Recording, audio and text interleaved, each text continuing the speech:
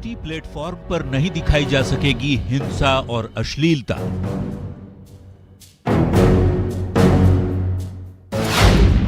IB ministry के दायरे में आएंगे ओटीटी प्लेटफॉर्म और ऑनलाइन न्यूज पोर्टल।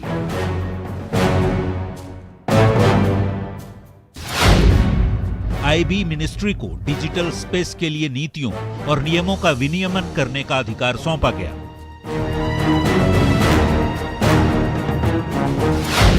फिल्मकारों ने कहा, ओटीटी प्लेटफॉर्म को आईबी मिनिस्ट्री के दायरे में लाने से भारतीय कंटेंट क्रिएटर्स को नुकसान।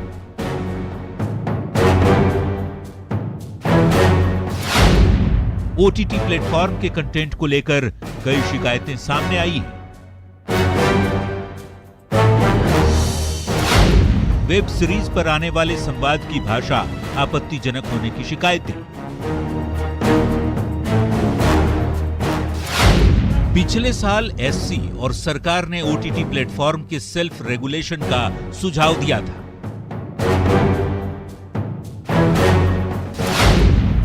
देर आया, कितनी दुरुस्त।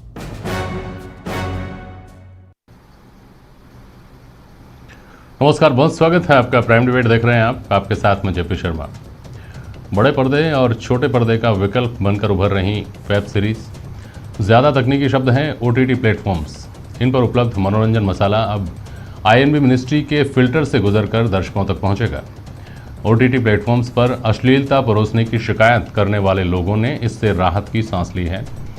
दरअसल टीवी पर या फिल्मों में क्या नहीं दिखाया जा सकता, इसको तय करने के लिए तो कानून था और अनफिट कंटेंट को सेंसर कर दिया जाता था, लेकिन ओटीटी प्लेटफॉर्म्स के लिए ऐसी कोई बंदिश नहीं थी।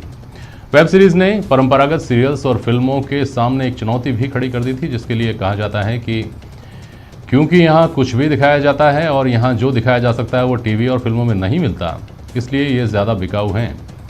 ये दलील हो सकता है सही हो सकता है गलत हो। दूसरा हिस्सा बहुत तेज़ी से संख्या में बढ़ रहे न्यूज़ पोर्टल्स का और यूट्यूब चैनल्स का है, जिनकी कोई अकाउंटेबिलिटी नहीं थी और जो कई शैतान दिमागों के लिए अपनी भड़ास निकालने का मंच भी बने हुए हो सकते थे। अब इस पर लगाम लगेगी तो क्या ऐसा करके अभिव्यक्ति की आज़ादी का गला घोंटा जाएगा, या ये हर साल 14 फरवरी को दिखने वाली मोरल पुलिसिंग का ही एक रूप है, या फिर ज़रूरी है कि हम हमारी संस्कृति के लिहाज से चलें और कोई रास्ता बदलने की कोशिश कर रहा है तो उसको रोकें, उसको खारिज करें। आज इन तमाम पहलुओं पर चर्चा होगी प्राइम डिबेट में, इन सवालों के ज़रिए कि ओटीटी पर सेंसरशिप से क्या अश्लीलता रुकेगी।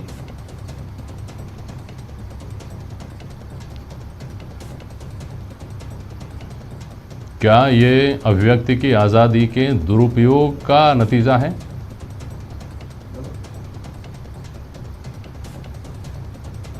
और ओटीटी यूट्यूब चैनल तो पाबंद हुए, सोशल मीडिया की जवाबदेही कब तय होगी, कैसे तय होगी?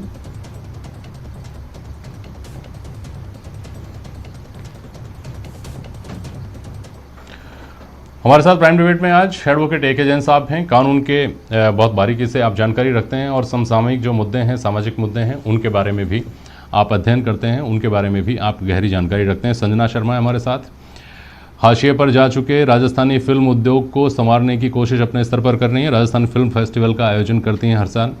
और रामकुमार सिंह साहब हमारे साथ मुंबई से जुड़ रहे हैं, जिन्होंने मुंबई में राजस्थान का झंडा बुलंद किया हुआ है। कई सफल फिल्मों की स्क्रिप्ट लिखी हैं, लेखक हैं, किताबें इन्होंने लिखी हैं और आपका लेखन बहुत सराहा जाता रहा है। वरिष्ठ पत्रकार हैं रामकुमार सिंह। बहुत स्वागत करता हूं मैं आप सभी का। पहले संजना शर्मा आपके पास आ रहा हूं, चूँकि आप एक महिला हैं और परिवार को भी आपको संभालना होता है, वो चिंताएं भी आपकी अपनी जगह पे हैं और आप एक प्रोड्यूसर भी हैं। पहले मैं आपसे ये समझना चाह रहा हूँ कि एक महिला होने के नाते क्या सोचती हैं, एक प्रोड्यूसर होने के नाते क्या सोचती हैं? नमस्कार।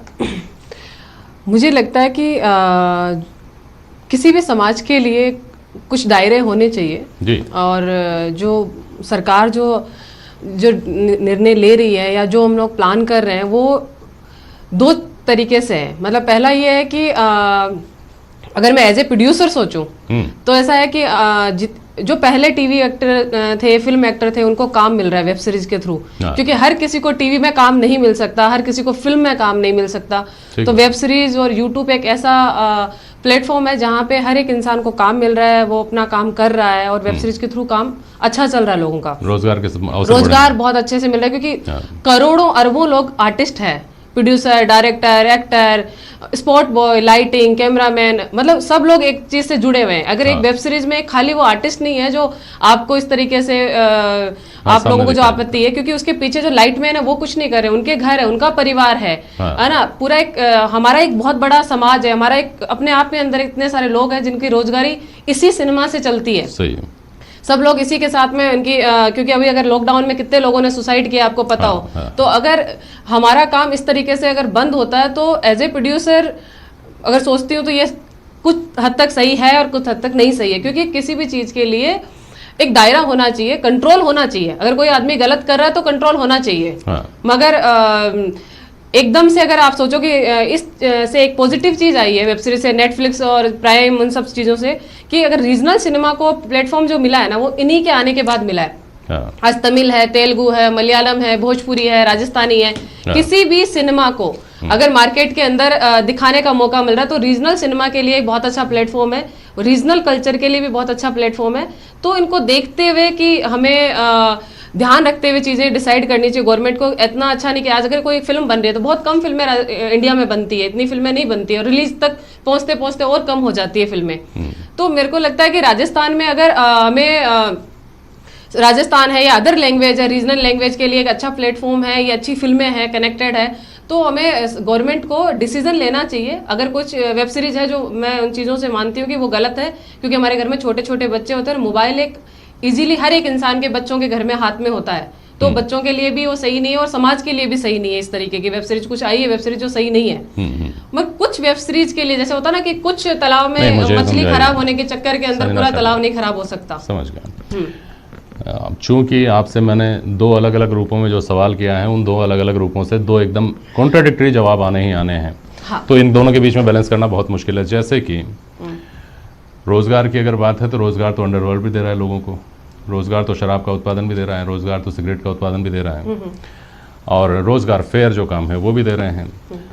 तो बहुत बड़ी मुश्किल है ये कि सिगरेट बेच तो ली जाए लेकिन उसके ऊपर लिख दिया जाए कि वैधानिक चेतावनी, इसका इस्तेमाल आपके लिए खतरनाक साबित हो सकता है। वो यहाँ कैसे हो, वो कम से कम एक बहुत बड़ी चुनौती है। लेकिन रामकुमार सिंह, आपके पास मैं आना चाहता हूँ,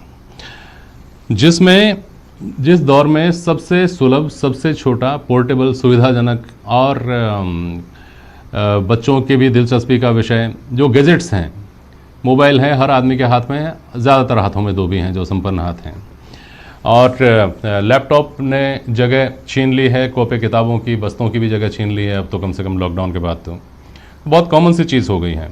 उसमें ऐसा मनोरंजन जिसको लेकर किसी तरह की कोई जवाबदेही तय नहीं है, ऐसा मनोरंजन जो आपको कहीं भी कभी भी उपलब्ध है। ज़रूरी नहीं कि आप शाम को 8 बजे आपका मनपसंद सीरियल आएगा, 8 बजे बैठ रहे हैं या 9 बजे बैठ रहे हैं, आप जब चाहें तब उसको ऑन कर सकते हैं। अगर कोई ऐसा कंटेंट है जो आप घर वालों के साथ नहीं दे सकते हैं, तो जब आप अकेले हों तब अकेले बैठकर देखने की भी जिसमें सुविधा है, उसको बिना किसी रेगुलेशन के ये विंडो खुली छोड़ देना क्या एक जोखिम भरी चीज़ नहीं थी रामकुमार सिंह?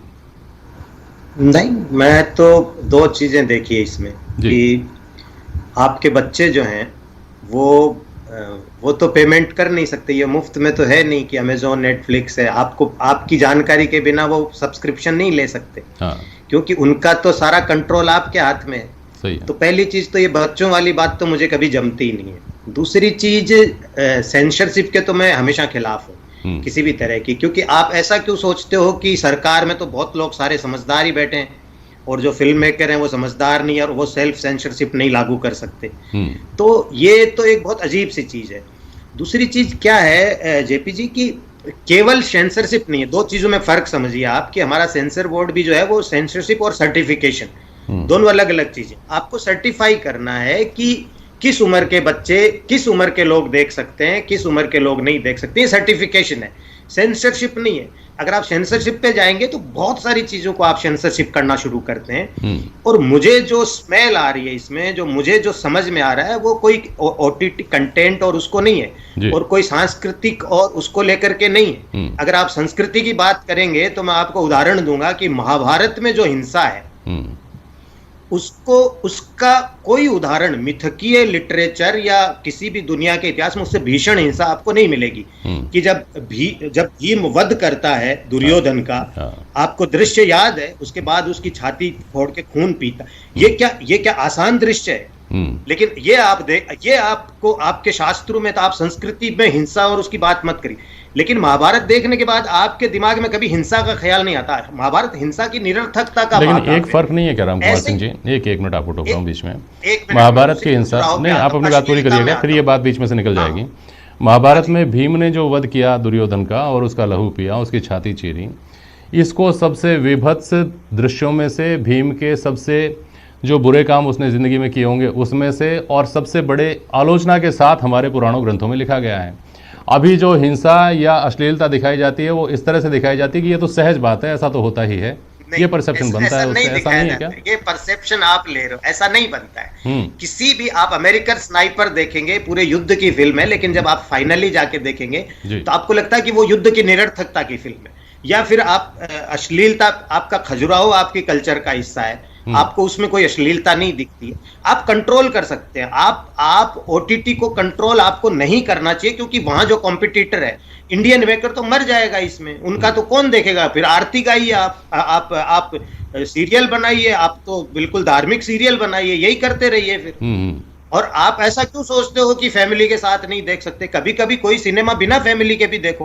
और आप ये कहते हो कि बच्चों, अरे सर्टिफिकेशन लिखा होता है भाई, लिखा होता है नेटफ्लिक्स पे कि 16 साल से कम उम्र का कंटेंट नहीं है, ये 13 साल से बच्चों का कंटेंट नहीं है, और पूरी दुनिया में ये।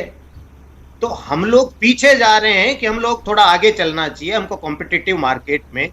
आप क्यों, आप अपने बच्चों पे नजर रखिए ना, आप दूसरे पे क्यों करते हो? ठीक बात है। कैथारसिस एक अलग चीज। क्या घर की जो महिलाएं हैं, गृहिणियां हैं, वो ये एक एडिशनल जिम्मेदारी लेने की स्थिति में हैं? ये सवाल मैं आपसे करूंगा संजना शर्मा, लेकिन पहले जैन साहब आपके पास आ रहा हूं। जो बात रामकुमार सिंह जी ने कही शुरू में, जो उन्होंने कहा कि ज़ोर ज़बरदस्ती इन सबको ठीक नहीं करने की कोशिश करनी चाहिए, क्या फिल्म बनवाने वालों से ज़्यादा दिमागदार लोग बैठे हुए हैं सरकार में? मैं इसमें आपसे इस हवाले से समझना चाह रहा हूँ। रामकुमार जी, आप अपनी बात को भी मत समझिएगा कि मैं आपकी बात को खारिज कर रहा हूँ, ये तर्क है सामान्य तौर पर जो उभरते हैं, वो मैं सवाल कर रहा हूँ। एक जैन साहब, हमारे यहाँ का आदमी जो घर से जब यात्रा करनी होती है दुबई के लिए, तो बस में आते हुए बीड़ी पीता है, सिगरेट पीता है, और फिर गुटखा खाकर थूकता है, और एयरपोर्ट पर जाकर उसका व्यवहार हो जाता है सभ्य एकदम।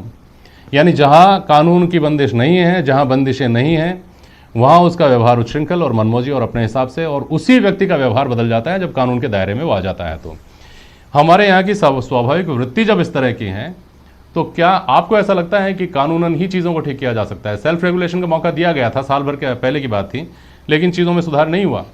देखिए, सबसे पहले तो ये जो नोटिफिकेशन है जी, ये सिर्फ वेब सीरीज या OTT प्लेटफॉर्म पर आने वाले एंटरटेनमेंट प्रोग्राम्स को कंटेन नहीं करता है। जी जी, ऐसा लगता है कि निगाह कहीं पर है, निशाना कहीं पर है। आप इसकी एंट्री नंबर 2 को देखें, news and current affair content on online platform, Ramkumar ji ने डिजिटल एंड ऑनलाइन मीडिया।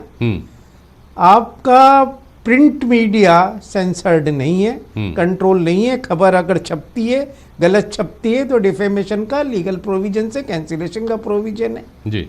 आपका जो केबल नेटवर्क टेली पर जो आपका प्रसारण है चैनल्स का, उस पर किसी प्रकार का रोक सेंसरशिप नहीं है, न कोई रेगुलेशन है। उसके बाद जब आपका गलत होता है तब कार्रवाई की है। तो फिर सोशल मीडिया पर न्यूज को नियंत्रित करने का क्या प्रत्यक्ष तरीका नहीं है? या कहीं ये लग रहा है कि मीडिया के एक बहुत बड़े सेक्टर को तो हम कंट्रोल कर चुके हैं, परंतु जो सोशल मीडिया चल रहा है उस पर नियंत्रण नहीं है, तो उसको कैसे न कैसे करके नियंत्रण किया जाए। और अप्रत्यक्ष रूप से जो रेगुलर मीडिया है वो भी सब ऑनलाइन उपलब्ध है आज, तो उनको भी नियंत्रण करने की साजिश नहीं है।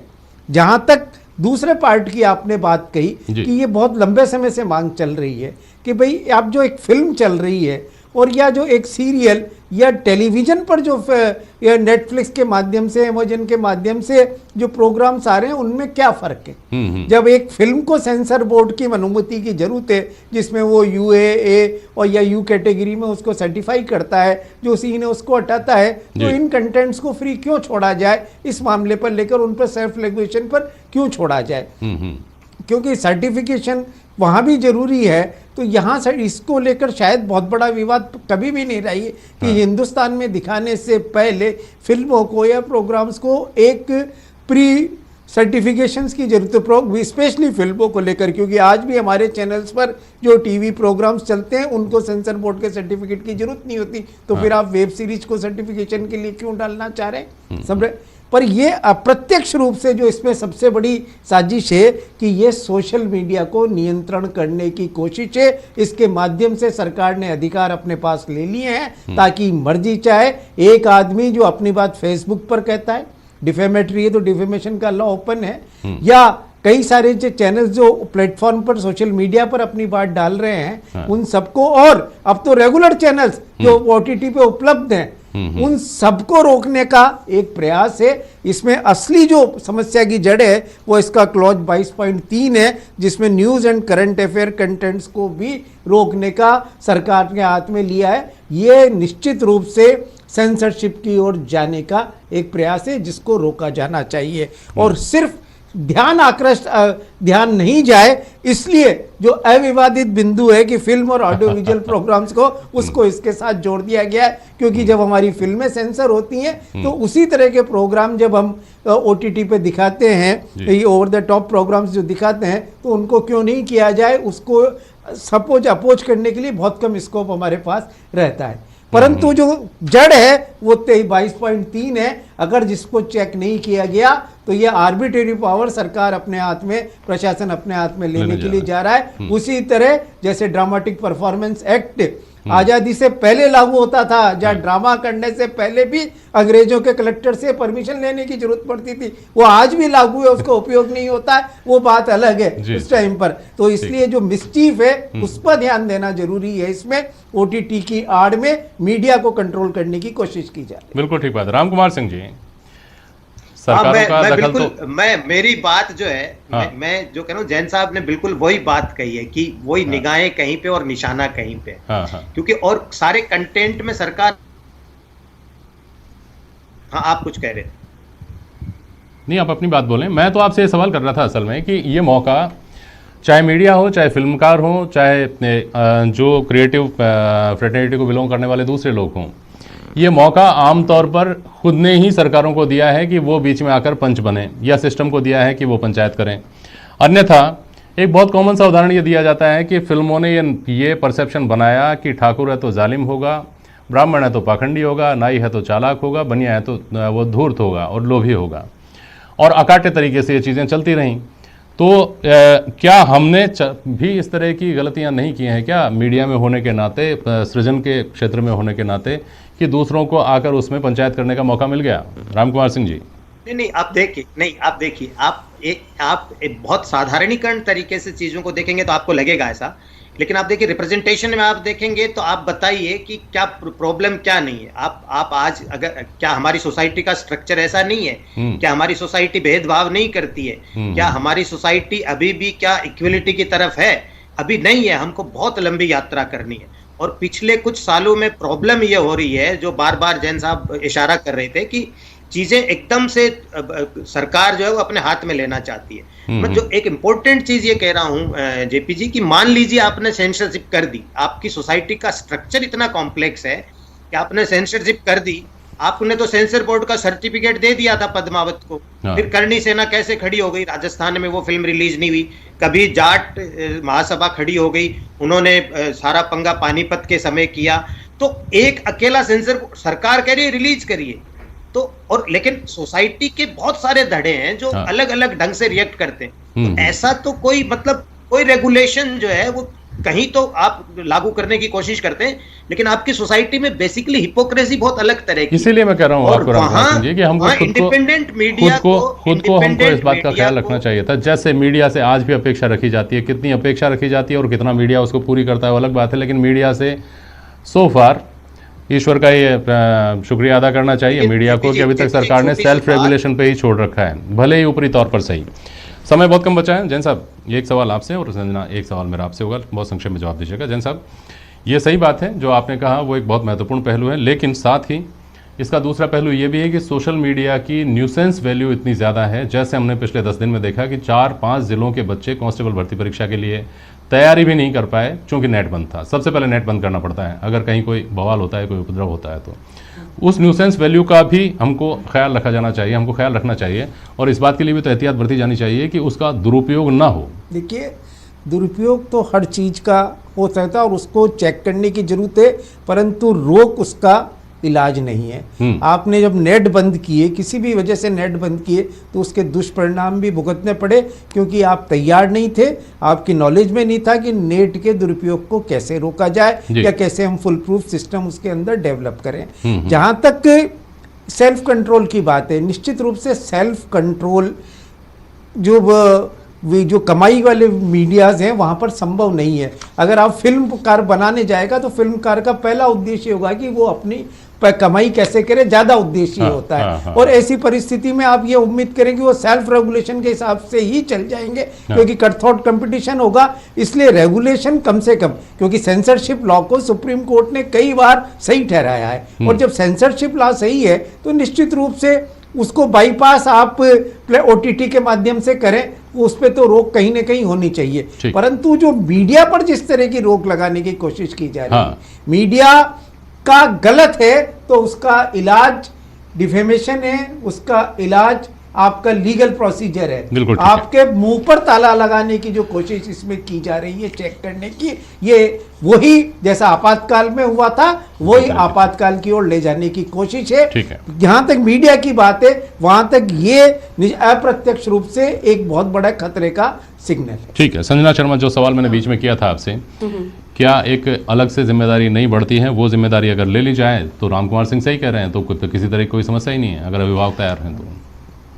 एक्चुअली ये हो रहा है कि सर मैं दो रोल निभा रही हूँ आज के डिबेट में। एक कि मैं खुद एक फीमेल हूँ और मेरी खुद की डॉटर है और मैं प्रोड्यूसर भी हूँ, इस इंडस्ट्री में काम कर रही हूँ और मैं पिछले 14 साल से इस इंडस्ट्री के लिए काम कर रही हूँ। तो मुझे एक आर्टिस्ट पे क्या बीतती है, एक फिल्म मेकर पे क्या बीतती है और एक प्रोडक्शन हाउस और सब चीज़ों पे क्या बीतती है। मगर ऐसा है कि अभी अगर कंटेंट देखा जाए, मैं सर की एक बात से सहमत हूँ कि न्यूज़ के साथ में अगर ऐसा हो रहा है तो वो गलत है, मगर यूट्यूब पे भी बहुत गंदा कंटेंट है, वेब सीरीज पे भी बहुत सारा है, चाहे बालाजी है, ओल्ड बालाजी, इन सब वेब सीरीज पे बहुत गंदे गंदे कंटेंट है।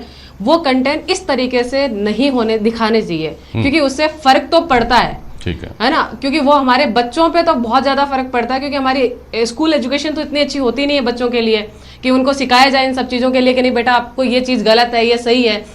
अगर एक बच्चा, छोटा बच्चा अपने फादर या मदर से पूछता है कि यार ना ये पापा रेप क्या होता है, तो पापा उसका जवाब नहीं देते, ये गलत चीज है। ये बच्चे को देना चाहिए कि रेप क्या होता है। अगर सोसाइटी में हम गलत चीज को बच्चे को स्टार्टिंग से, बचपन से सिखाया जाएगा तो उसे फर्क पड़ेगा। तो वेब सीरीज और ये चीज गलत कुछ नहीं होता है, बच्चे को सेक्स एजुकेशन अच्छे से दी हुई होनी चाहिए, तो अगर कभी चीज गलत नहीं होगी। मुझे ऐसा लगता है एज ए समाज में दोनों का दायरा और लगाम होनी चाहिए, हर चीज पे हो भी रही है, धीरे-धीरे लगाम होनी चाहिए। और अब इंडिया इस चीज की तरफ बढ़ भी रहा है। पीरियड्स के बारे में पहले ऐड नहीं होते थे, ऐड होते थे तो इशारे में होते थे। आजकल माँ बाप अपने बच्चों को समझाते हैं, सही उम्र आने पर उनसे बात करते हैं और समझाते हैं। ये बदलाव आ रहे हैं, बहुत अच्छी बात है, तो ये होना बहुत जरूरी है आज के टाइम में। और दूसरी बात, लेकिन आप जो कह रही हैं उसमें मैं राम कुमार सिंह जी की बात से इत्तेफाक रखता हूं कि जिस चीज को हम कानून के सहारे सबके लिए रोक देना चाहते हैं, उसको कानून के सहारे सबके लिए रोक देने से कहीं ज्यादा बेहतर और कहीं ज्यादा सुगम है, कहीं ज्यादा सुगम है कि घर में आदमी तय कर दे कि ये मेरे बच्चों के लिए नहीं है, ये मेरे लिए हो सकता है, उसके लिए हो सकता है, उसके लिए हो सकता है। छोटी छोटी जगह होना चाहिए इसमें। बिल्कुल ठीक है, बहुत शुक्रिया आप सभी का आज प्राइम डिबेट में शामिल होने के लिए।